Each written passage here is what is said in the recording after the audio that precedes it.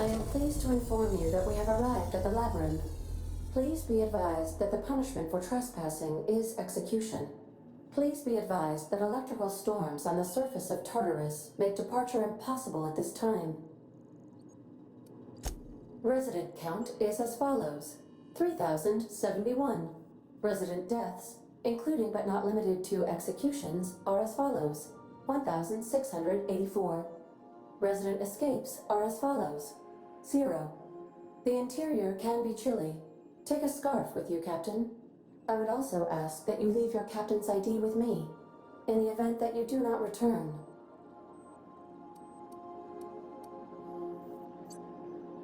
I can make the assurance that I will not leave with another captain unless you do not return within 876,541,652 hours.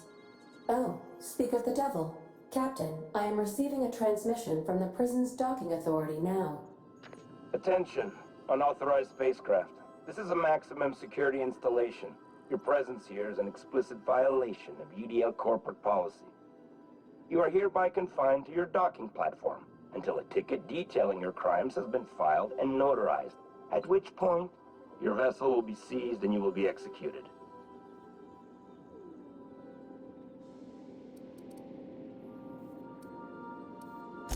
I wager it'll take a bit longer than it takes you to lose your patience and storm out of your ship looking to get shot.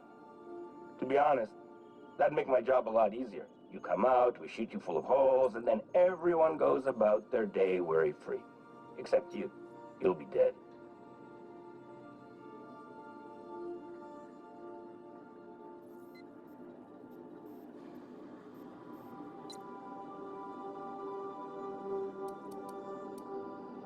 All right. I'm feeling generous.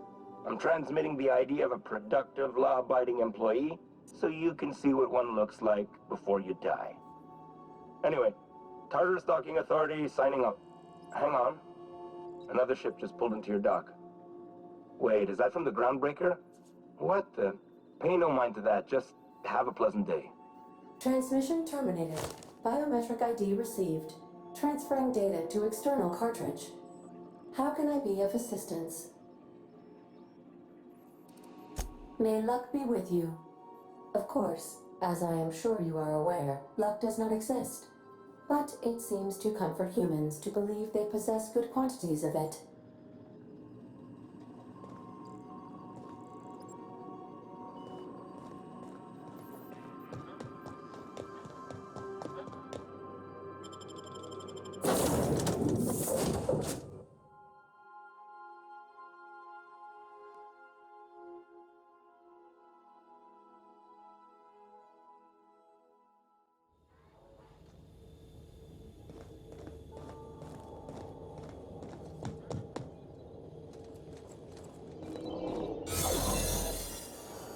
Did right by us once.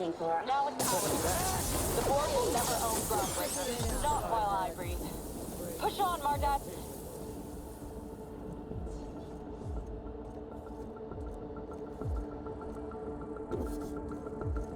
What? What's that noise? What's that? I need cover!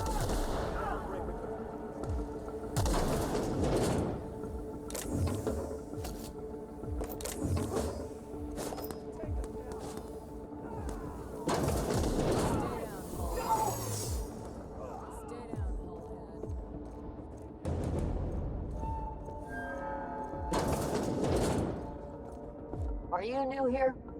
I didn't think we were hiring more staff. Oh, that's great. Thank you, sir. Much appreciated. I'll get out of your way. You get tired of patrolling? Just go rush somebody.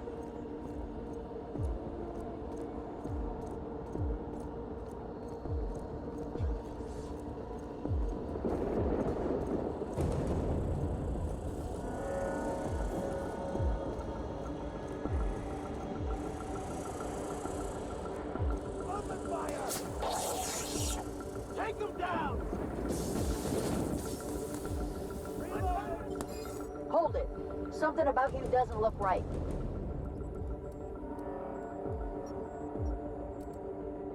No, I meant your uniform. There's something about it. Aw, damn. Lucky you. He does it.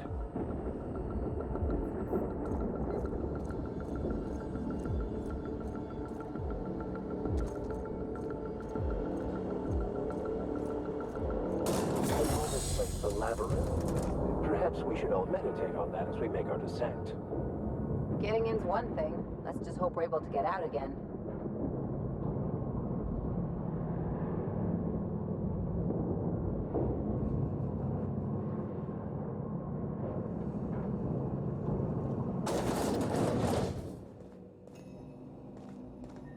I suppose it would be too late to back out now, huh?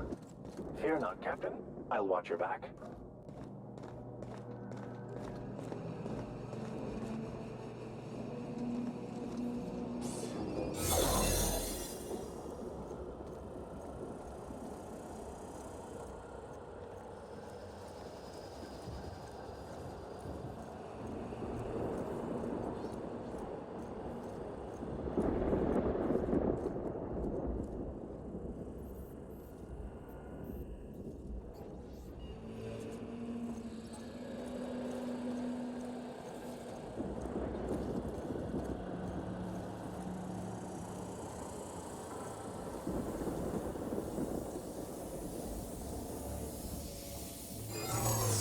Hey, you!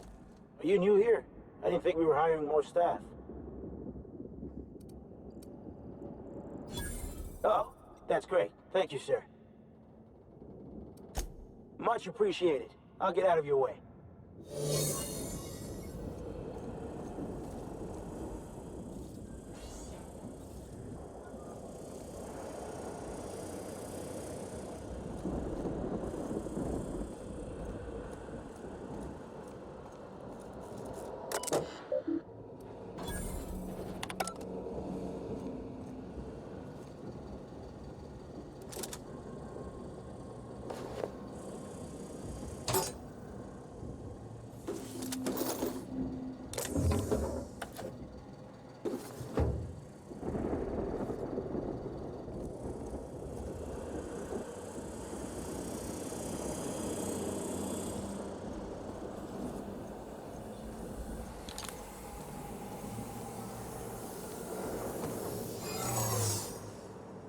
Hold it. Something about you doesn't look right.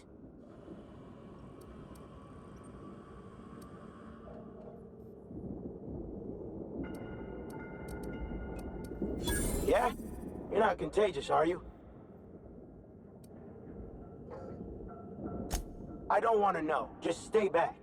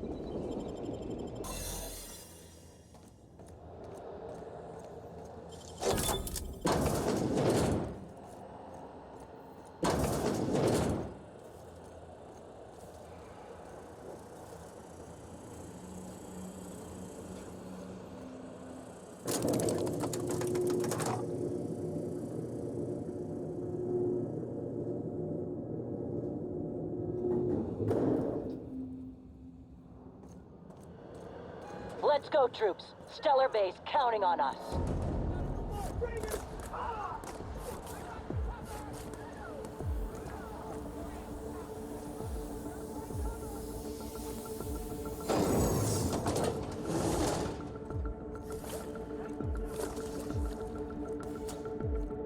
Are you new here? I didn't think we were hiring more staff. Oh, that's great. Thank you, sir. Much appreciated. I'll get out of your way.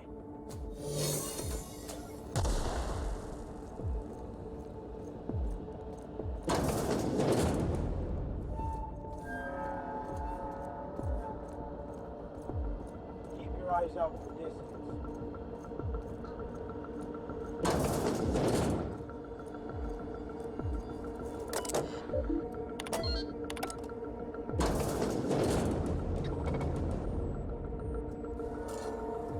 Well, look who it is.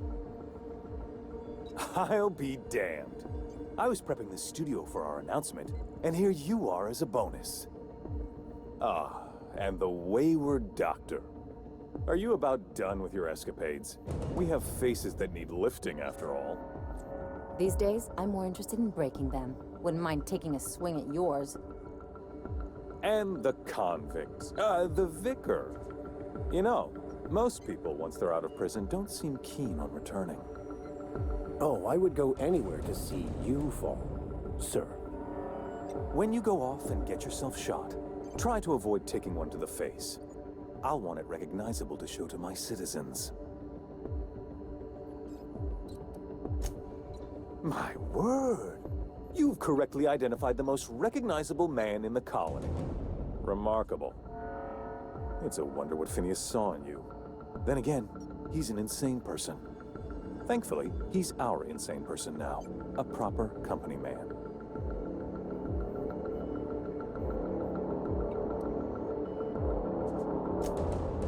Yes, he is an extraordinarily obstinate fellow, isn't he? Fine, he isn't working for us per se. Semantics, he'll come around. But that's between us. As far as my adoring citizens will know, we've turned a dangerous crackpot into a working-class man. It's a miracle.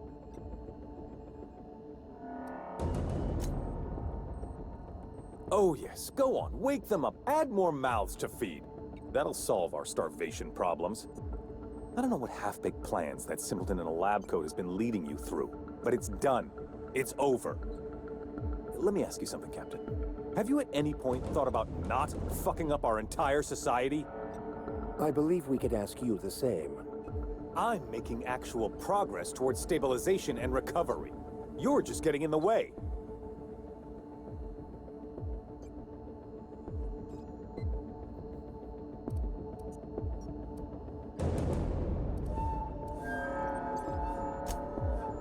Oh, right. This coming from the psychopathic outlaw. Yes, I'll try to be more open-minded about your path of wanton dissent.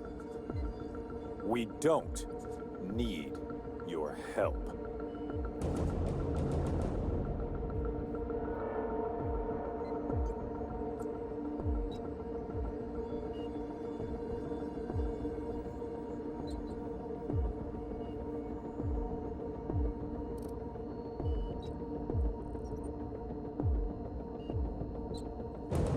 I'll admit, there's no shortage of talent in the scientists and engineers there. Look, I'm not an unreasonable man. If you manage to storm the castle, as it were, and make it out of here with Phineas alive, I can't exactly afford more havoc than you've already caused. Fine. If you survive, you'll need someone to sell the rest of the board on your plan.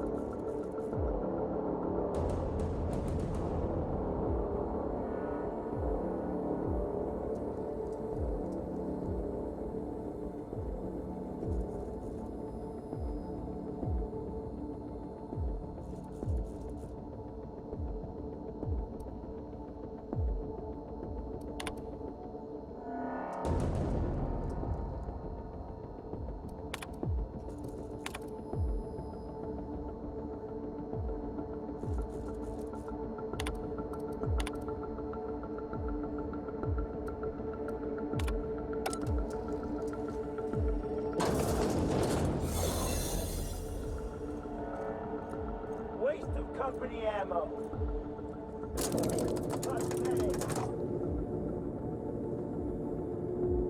What was it? What was that? Get him!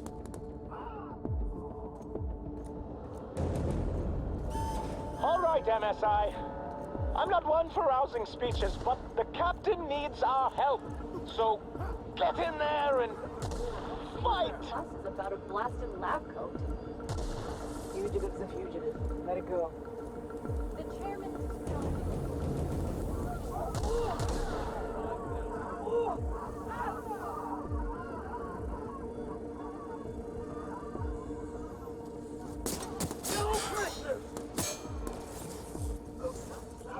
Pathetic!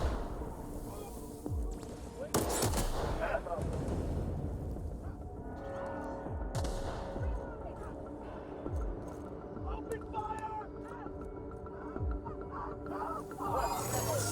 Not so fast! Are you new here?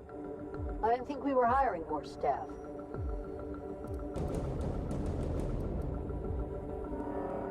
Oh, no. Don't tell anyone, please. Thank you.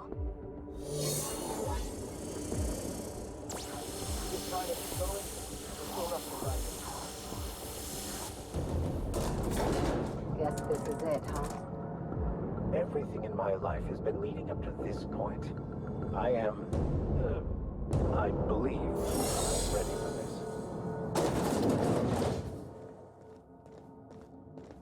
Captain, you have an uncanny talent for complicating my life. You've been working with Dr. Wells from the beginning. When we moved to arrest him, he was prepared. I lost good soldiers in the attempt. You've disrupted the balance of power. You've upset the natural order of things. You've introduced uncertainty, and there is nothing I despise more than uncertainty.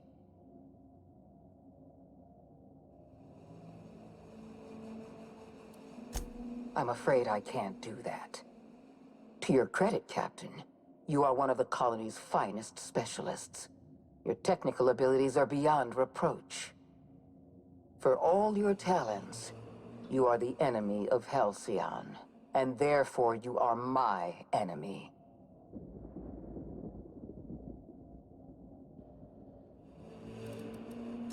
You make a nuanced and compelling argument. Here's my rebuttal. No. Dr. Wells is being held in my custody. His cooperation will prove invaluable, even if I have to beat it out of him. All that's left to do is put down this riot, arrest you, and then get on with the bloody business of saving this colony.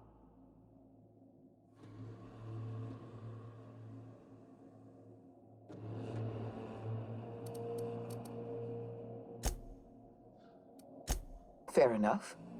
I'm giving you exactly one chance to parley with me.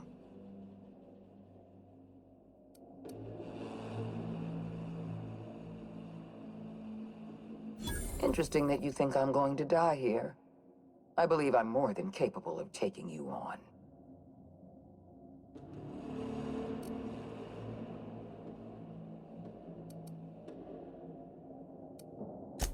Fair point. I don't know how you've managed to defy the odds. By every reasonable estimate, you should be dead. Yet here you stand. I've devoted my entire life to protecting Halcyon. I'm not afraid to die in the line of duty.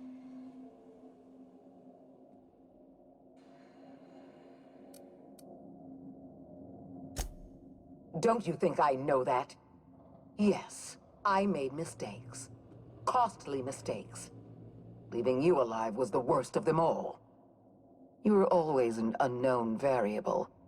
I tried to recruit you, but you threw your lot in with that madman, Phineas Wells.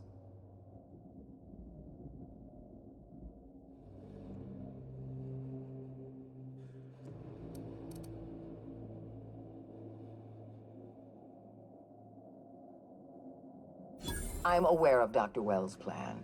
Revive some brilliant scientists and engineers from the Hope and work with them to save the colony. He's already revived you, after all. 50 or 60 years ago, I might have agreed with you. But we've passed the point of no return.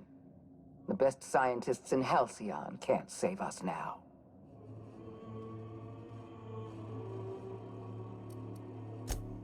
I appreciate your confidence, Captain. But so long as you're allied with Dr. Wells, we can never work together. I haven't given up on the program yet. You've caused some complications, but I can improvise. I can fix this. I haven't lost control of the labyrinth yet. Our security system is still operational. I can still put a stop to you.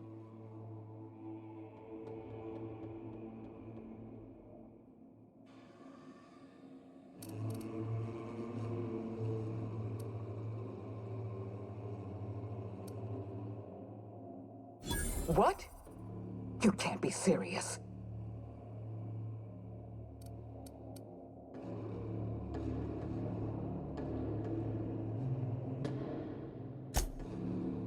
Oh, for the love of the law. All right. Fine. I can see when I've been beaten. Congratulations, Captain. You've outplayed me. I accept your terms and will return Dr. Wells to your care.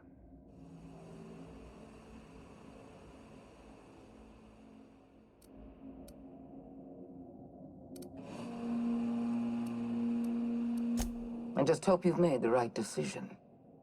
The fate of the colony is in your hands now. I bid you farewell, Captain.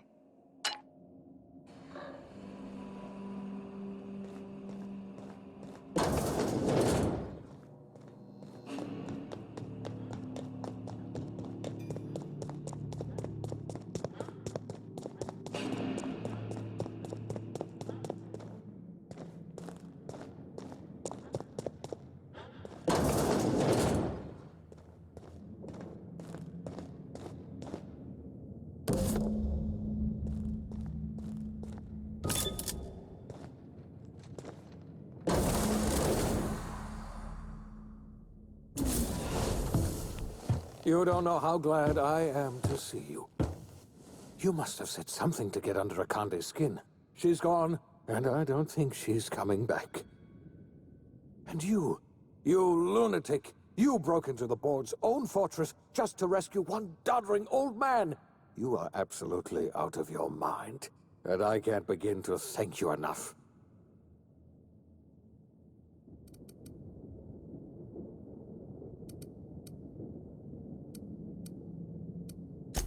I'm all right, thanks to you. Akande wanted my cooperation. I'm quite sure she would have beaten it out of me if you hadn't arrived. You've broken the board's stranglehold on this colony, and you saved my life. But there's still so much we have yet to accomplish. You and I are going to have to work harder than ever to save Halcyon. I'm afraid the situation is far worse than any of us ever anticipated.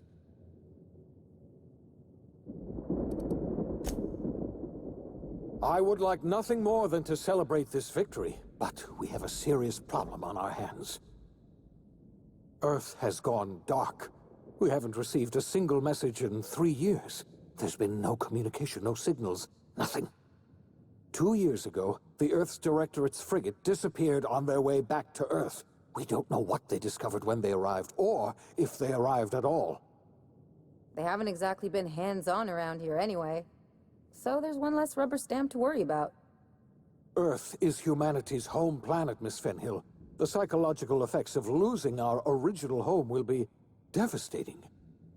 Earth is only an idea to us. But that idea is the bedrock the colony is built upon. If people were to find out it's gone dark, the shock could be too much to bear. I don't want to imagine what'll happen once news gets out. Let's just keep this between us for now. We're in serious trouble, my friend. Do you know what this means for Halcyon? We can't rely on Earth for support anymore. We've been cut loose. We're entirely on our own. Yes, we do. You've done a marvelous thing. You've succeeded where anyone else would have failed, including me. We must begin the revival process immediately, starting with the Hope's brightest minds, and then we're going to fix this damn colony, one problem at a time. We're going to need a leader, and I can't imagine a better person for the job than you. What do you say, old friend? Will you help us?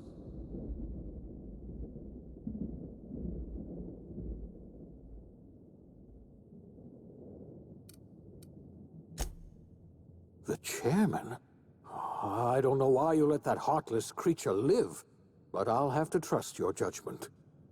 You're the best thing to ever happen to Halcyon.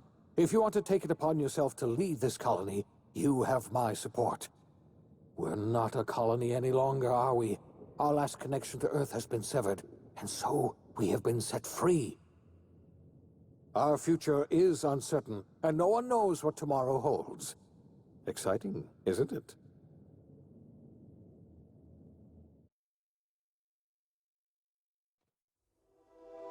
The OSI teaches that everything in the universe happens according to the grand plan. But the stranger that arrived in Halcyon was an unplanned variable. From the moment he landed in Emerald Vale, his actions altered the course of history. The events on Tartarus brought about the end of the board's authority. But the board's mistakes would haunt the colony for decades to come. The damage they left behind would require the work of a generation to repair. Dr. Phineas Wells began reviving a handful of the Hope's colonists. Engineers, scientists, technicians, and intellectuals. They were among the brightest minds the Earth had ever sent out into the stars. The Hope scientists and engineers woke up in a colony descending headlong into total collapse. With no way to return to Earth, they had no choice but to band together and devote themselves to the cause of saving Halcyon. The people of Halcyon were nothing if not hardy. In the absence of the board's authority, many of the colony's settlements banded together with a single purpose in mind: survival. Life was especially hard in the years to come. Some towns dissolved by attrition and starvation, but most of them found a way to carry on. In the years to come, Halcyon was forced to reckon with its newfound freedom. The board was gone, and for better or worse, the colony was responsible for its own destiny. Between MSI's worker-centric policies and the iconoclast's manpower, Sanjar and Zora were able to rally many of the Terra 2 townships to their cause. MSI's workforce swelled, and the iconoclasts enjoyed a significant surge in their ranks. The board was too distracted by infighting and internal politics to stop MSI from becoming a powerful corporation and a refuge for townships that might have fallen through the cracks. Consumed by paranoia, Lilia Hagen took sublight salvage in a controversial direction, openly accusing board officials of an extraterrestrial conspiracy. One day, an accident at the Groundbreaker's docking bay silenced her forever. Time would tell if her replacement could keep the sublight family together. Adelaide McDevitt replaced Reed Thompson as the leader of Edgewater. She and her followers transformed Edgewater in their image. Anyone loyal to Reed was pressured into leaving town, and those who stayed behind adapted to her way of life. Adelaide transformed the old cannery into a new garden. The nearby Edgewater Cemetery provided a convenient source of fertilizer. Under the leadership of Junlei Tennyson, the Groundbreaker held firm against corporate influence. The ship's mechanical stability gave Junlei the time to educate a promising generation of engineers schooled in her family's traditions. The future of the Groundbreaker looks promising. The rediscovery of the Hope and the abandonment of the lifetime employment program forced Byzantium to come to terms with some uncomfortable realities about the state of Halcyon. While Byzantines were reluctant to surrender the luxuries they'd grown accustomed to, the board's diminished authority gave them little choice in the matter. Nearly everyone had to learn to make do with less. Some even had to get jobs. It was a dark time indeed. Your influence shifted Ellie's perspective. She finally admitted, albeit grudgingly, that she just might need other people. Sometimes. With a steady income from the life insurance payouts, she was finally able to afford a ship of her own. She hired a small crew and flew supply missions to communities on the fringe. Some of them were even legal. Life in Halcyon was sobering for Felix Millstone. The grand revolution he dreamed of never came.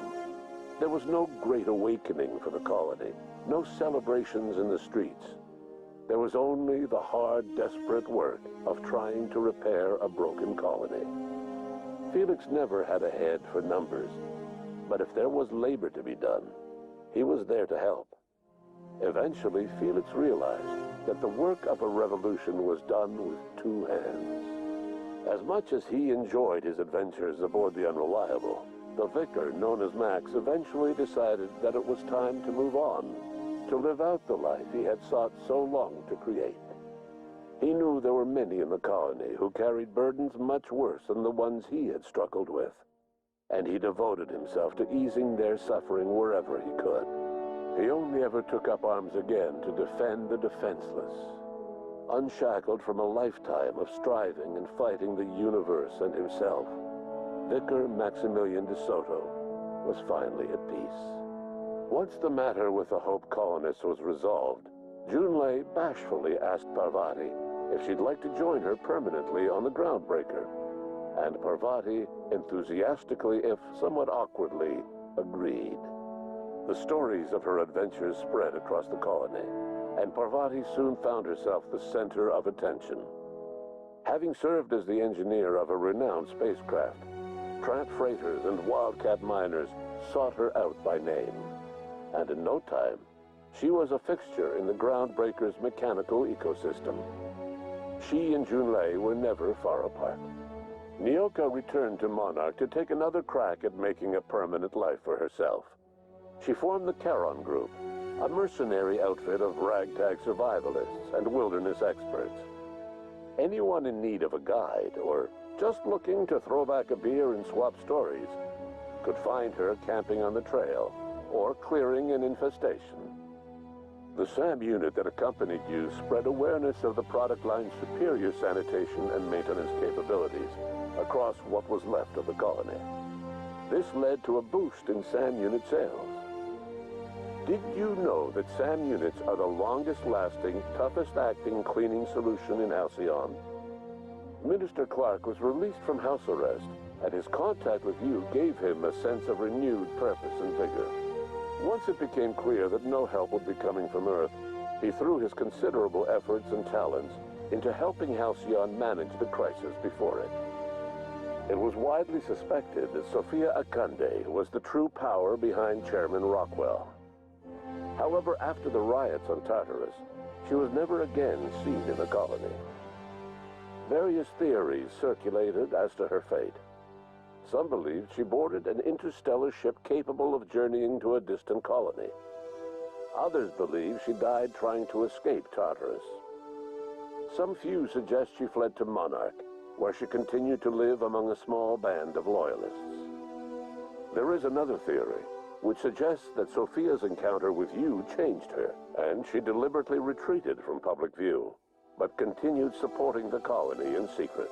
When Dr. Wells began reviving the Hope's colonists, he found himself with a sudden windfall of additional supplies and resources, courtesy of an anonymous donor. If Wells knew who his supplier was, he never told a soul. As for Dr. Phineas Wells, he spent his remaining years in his orbital lab. He eventually came to terms with his own past and was able to forgive the mistakes of his younger self by devoting his remaining years to serving the colony. Dr. Wells was able to revive many more scientists and engineers than he first expected, thanks to the additional batch of chemicals you stole from the Ministry. Wells never forgot about the human lives that were lost in acquiring these chemicals. In the end, Dr. Wells was able to save every scientist and engineer aboard the Hope. Over the next decade, nearly all of the Hope's remaining colonists were successfully revived. Halcyon saw a period of rapid technological and scientific advancement. Breakthroughs in dietary supplements saved the colony from starvation. Geoengineering projects and social reforms began to change the structure and character of the colony. Dr. Wells laid the groundwork for the project to save the colony, but he would never live to see the fruits of his labor. He passed away a few years later. His work was carried on by the scientists and engineers he revived. Today, Halcyon has stabilized. The people of the colony work hard to adapt to their new circumstances. Nearby colonies send aid and supplies. Life will never be easy in Halcyon, but for the first time in its history, there exists a sense of real, genuine hope about the future. And what about you, the unplanned variable in the history of Halcyon? You brought an end to the riot on Tartarus and partnered with Chairman Rockwell to run the colony together. As Halcyon looked toward the future, you remained a constant presence in the colony's administration.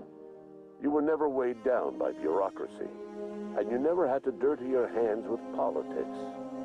You had people who did that for you. By your influence, Halcyon survived the turbulent years that were to follow. No one knows what's happened to Earth, and no one knows what the future has in store for Halcyon.